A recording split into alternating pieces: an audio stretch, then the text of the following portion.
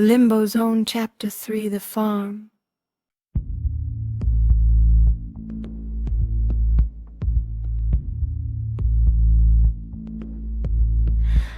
He was awakened by a touch. Fingers on his shoulder. Short, hard fingers smelling of gasoline and bread. And Fritz opened his eyes. He opened his eyes and saw himself. He was hanging.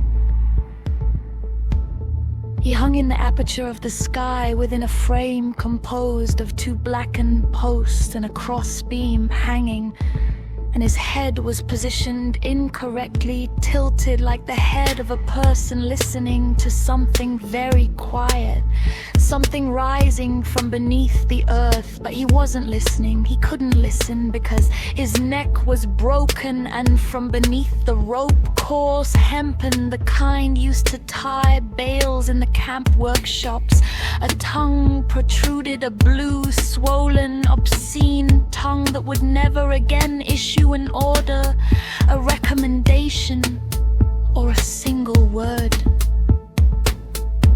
And the face, his face was his own, the same jawline, the same forehead, the same eyes, but the eyes were open and looking down at him, sitting in the car, looking not with reproach or with pity, but with patience, with the infinite mineral patience of a stone that knows that everything, sooner or later, must fall.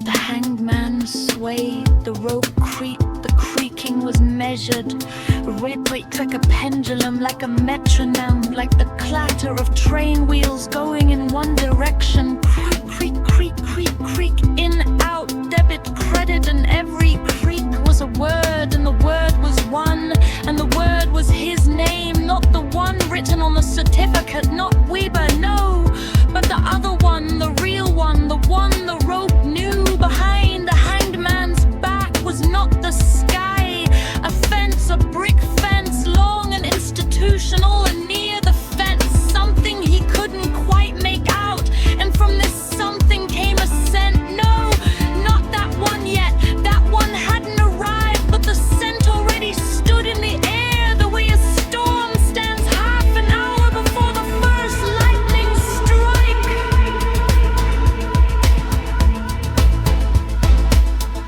Hair unter Sturmfeuer, fingers on the shoulder, gasoline and bread. Hair unter Sturmfeuer, wake up. Fritz blinked, he blinked it again, he rubbed his eyes with his knuckles hard, painfully pressing reality back into his sockets. The hanged man was gone. Before the car rose a gate, a wooden arch, dark and lopsided, with two posts on either side. A sign had once hung from the crossbeam on rusted chains, two chains, but the right chain had snapped and a sign dangled by the left one alone. It was tilted the way a broken neck tilts on the sign, letters half erased, Sky Kuta, just a sign, just the wind, just a chain. Creak, creak, in, out. Hair unter Sturmfeuer. Zimmer stood by the open door. There's a farm here, the gates aren't locked, it's getting dark. Shall we stay the night?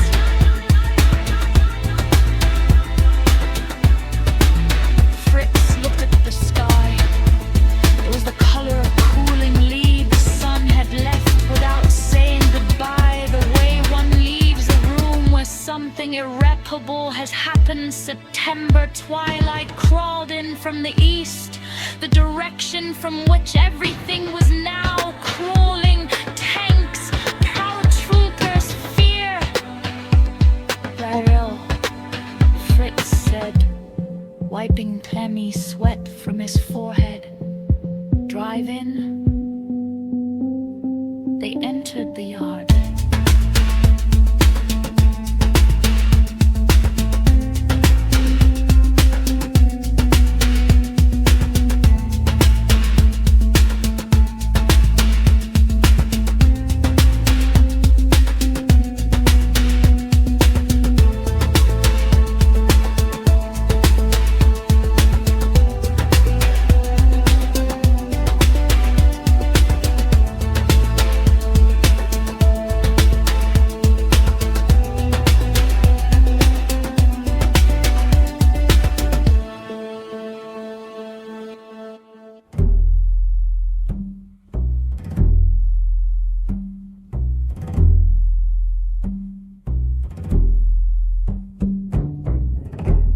The farm was of the sort that stands in Galicia from century to century, outlasting empires the way a boulder outlasts glaciers. Not by resisting, but simply by remaining a long whitewashed house with a thatched roof blackened by rain. Outbuildings, a stable, a shed, a hayloft arranged around the yard like figures on a chessboard where the meaning of the game has long been lost. But the pieces remain standing, a well with a shadoof, an apple tree, knotted old with the last apples hanging in the twilight air like small yellow planets in a cosmos from which the light has been pumped out. The owner came out onto the porch. In his hand he held a kerosene diet's lantern. Yurima, he gave only his name. Without a surname, as people do when a surname is no longer needed or no longer safe, was tall, gaunt, with a face weathered by wind and Horulka to the state of old leather, his eyes, pale, faded like fabric held too long in the sun, looked out from under bushy brows without surprise. 3 Germans in a military vehicle had come to him, one in the black uniform of the SS, and he was not surprised. He had seen worse. He had seen Austrians and Poles and Petlurists and Reds and Whites. They all came and they all left. But the farm, it stood. His wife was dead. His children had left for Lemberg, vanishing in the crucible there. And now he lived here alone with a mute farmhand whom the guests never saw. He had already gone to sleep in the hayloft. To stay the night, Fritz said in German, reinforcing the words with gestures. One night. Yurima nodded. He understood German. Not fluently, not rapidly, but the way one understands a language in which people giving orders have spoken to you for centuries, selectively by intonation, by the tonality of the threat. It is possible, he replied, and his voice was like the creak of the well sweep, low, rusty, unlubricated by conversation. The car behind the shed, no need to show it. They sat in the main room at a table that had probably once stood in the kitchen. Fritz would remember this room, or perhaps he wouldn't, or he would remember it incorrectly, the way things seen in a state where consciousness is already peeling away from reality like wallpaper from a damp wall are remembered. He would remember individual details, redundantly bright, as objects are bright in a fever. The table, heavy oak, scrubbed white with deep gashes from a knife, a table at which people had eaten and cut and kneaded and probably given birth, a table that had absorbed so many lives that it had become alive itself. The plates, clay coarse with a thick brown glaze, the color of last year's honey. 4 plates, though besides the host only 2 guests sat at the table. Brem had stayed in the car to man the radio. The salo, sliced into thick, almost obscenely thick slabs, white with pink, pink with white sallow, in which the pink was not the color of meat, but the color of a sunset frozen in fat, and in the warmth of the room it began to sweat slightly in small beads. It seemed a cross-section of human flesh, and an anatomical specimen cast upon an oak block. The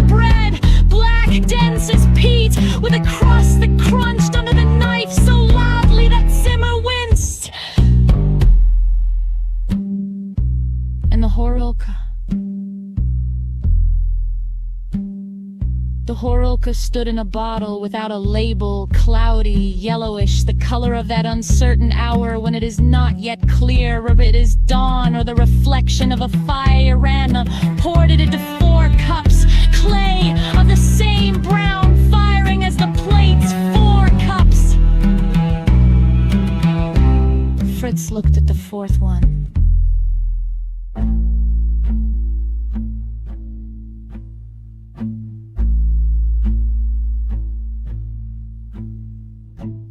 Who? He asked. Yerima did not answer. He raised his cup, nodded, not to them, but somewhere toward the corner where a dark, soot-stained icon hung, the face of the Mother of God almost indistinguishable, and drank. They drank after him. The Horulka struck the palate the way truth strikes, crudely, hotly, without warning. It smelled of scorched roots, raw earth, and wormwood. They ate in silence. The silence was thick, dense, the silence of people who have nothing to talk about, because the things that need to be discussed cannot be spoken. Fritz ate the salo and it melted on his tongue, its taste being exactly what the taste of the world should be. Simple, fatty, real. And he couldn't remember the last time he had eaten something real. Oranienburg, in the officers' mess where schnitzel was served on schedule, but the schnitzel had been institutional, numbered from a menu, while this salo belonged to no one, was no man's, salo that existed for itself, without a schedule, without accounting, without columns. We were waiting for you, Yerima finally spoke, and his voice came from somewhere deep, from the place where Horulka meets resentment. He spoke German slowly, picking his words like heavy stones. We thought, the Germans will come. They will remove the Poles. There will be order. We waited 100 years, 200, the Austrians were here, nothing. The Poles were here, bad. We thought, the Germans come. It will be better. He fell silent. Poured another, drank it without a chaser.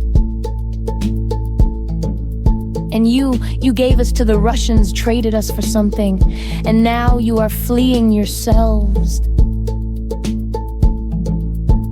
It was said without anger, with exhaustion, with that peasant exhaustion that accumulates over centuries and becomes not a feeling, but a landscape, hills, fields, patience. Yerima raised watery eyes to Fritz, examining his black uniform. The black uniform. It is the color of death, pan officer. But when death begins to run, it is funny and terrifying. You cannot drive in this. It is a shroud. The Russians, they are near Lemberg, perhaps already in Lemberg. The Poles, they have gone feral. They have wapings now, and your people are running. I have a radio. The last I heard, the Russians are moving on Warsaw. Your leader, the one with the mustache, he is dead. Then noise, only noise. Fritz did not answer. What could he say?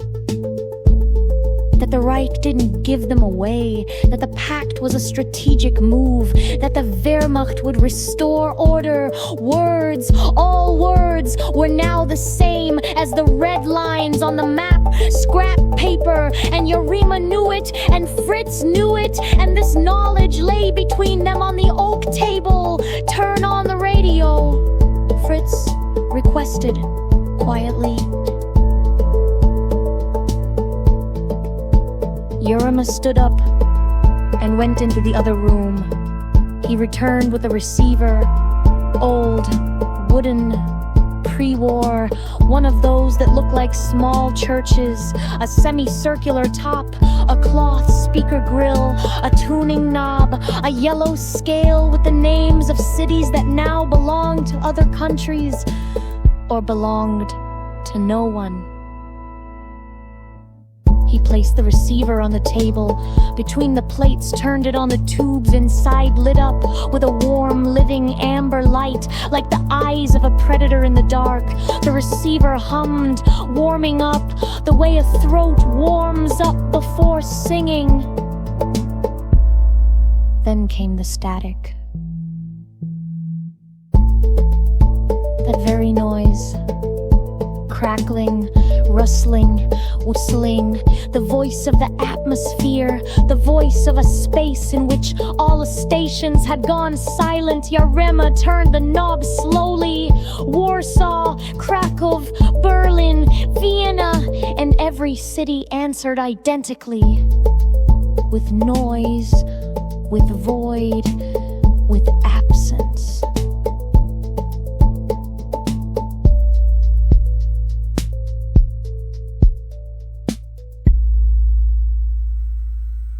Suddenly, through this hum, a man's voice broke through. He spoke rapidly, rhythmically, distant, as if broadcasting from the bottom of a well. But the words did not form meaning. It was not German, nor Polish, nor Russian. It was a language turned inside out, consisting of sibilant and guttural sounds pronounced backward, a language come from some way beyond the scale. Yarema turned the knob, the voice drifted away in its place. Noise again. And then a song began. It didn't start from the receiver, it started from the silence, from that place where silence becomes so dense that sounds begin to emerge from it. The way faces emerge on an icon soot-stained by centuries of candles. A woman's voice, deep, low, chesty, a voice that didn't sing but rather remembered singing, remembered a melody it had heard once long ago in another life. The voice sang a cappella, low Oostenings, no accomptant, no nothing, only the voice and the void, the voice and the darkness outside the window. Llorando? The language was unfamiliar, Spanish or Ladino, or a language invented by this voice for this single song. The words were not important. The voice sang grief, pure, distilled, absolute grief, from which everything had been evaporated. Names, dates, circumstances, all that remained was that which makes something inside you clench, something that has no name, because anatomy does not know the organ that aches from another's singing. The voice filled the room, it penetrated the clay bowls, the white, sweating salo, the wood of the table. It was an illusion, a sound recorded on a piece of tape, broadcast from nowhere to nowhere. No hey banda, but the sadness was absolutely real. 3 men sat at the table, 2 Germans and 1 Ukrainian, and listened to a woman singing on a radio that shouldn't have been working, on a frequency that shouldn't exist. Fritz felt as though he were falling again, that the rope on his neck was tightening. This invisible woman was singing for him. Tears, treacherous, hot tears he had forgotten since childhood, welled up in his eyes. The Horolka stood on the table. No one poured, yet the cups were full, all 4 of them. And Fritz looked at the 4th cup standing before the empty chair, and the cup was full, and the chair was empty, and the voice sang. Yarema crossed himself, slowly, broadly, in the orthodox fashion, from right to left, the opposite way. The song ended. The static returned. The receiver's tubes flickered and went out, though no one had turned it off. Yarima silently poured the horolka. They drank in silence. The horolka was the same, but the taste had changed. Now it was bitter, with the aftertaste of the water that sits at the bottom of a well, where light has never fallen. Sleep, the old man said. You leave in the morning. Fritz lay on a bench in the main room, covered by his greatcoat. The ceiling above him was whitewashed low, with a crack stretching from wall to wall like a front line on a map. He followed this crack, and it doubled, diverged, and in the rift between the two lines, in the gap between wakefulness and sleep, there stood a scent. The scent of apples, the scent of salo, the scent of smoke from the stove, the scent of smoke. He fell asleep.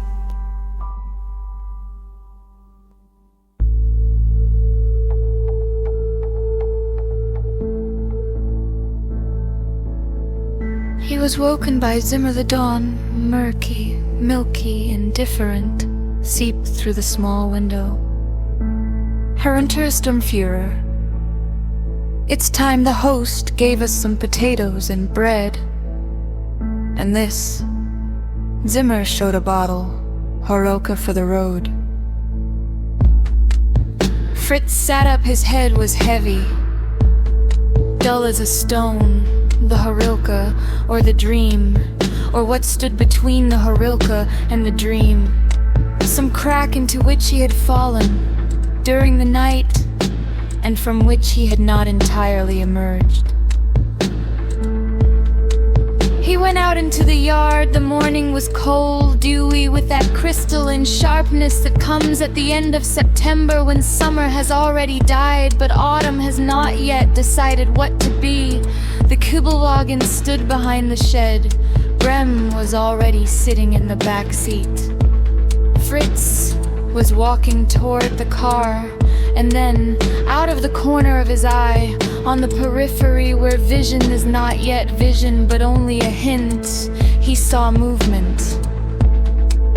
Behind the barn, on the patch by the hayloft, a man with a pitchfork was tossing hay. The farmhand. The man worked steadily, habitually, the tines entering the hay and lifting it, and the hay flew and the hay was wrong.